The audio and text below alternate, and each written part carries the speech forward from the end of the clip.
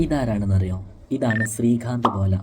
ആന്ധ്രയിലൊരു സാധാരണ തീരപ്രദേശത്ത് കർഷക ദമ്പതികളുടെ മകനായിട്ടാണ് ശ്രീകാന്ത് ബോല ജനിക്കുന്നത്.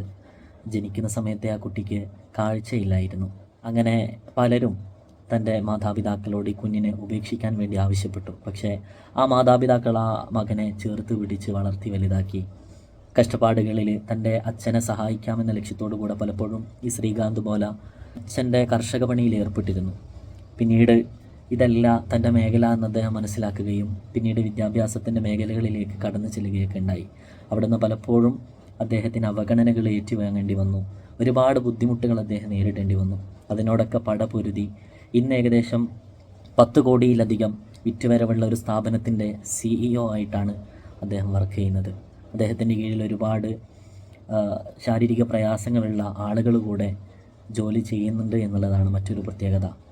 മനുഷ്യരെ മനസ്സിലാക്കി ചേർത്ത് പിടിച്ച് അവർക്ക് വേണ്ട സൗകര്യങ്ങൾ ഒരുക്കി സന്തോഷങ്ങളുടെ വഴികൾ തെളിയിക്കാൻ ആ മനുഷ്യൻ ഇന്ന് മുന്നിലുണ്ട്.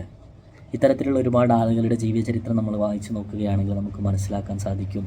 അവരെന്ന് നേടിപ്പിടിച്ചതിൻ്റെ പിന്നിലൊക്കെ ഒരുപാട് കഷ്ടതകളുടെ യാതനകളുടെ കഥകളുണ്ടാകും, അനുഭവങ്ങളുണ്ടാകും.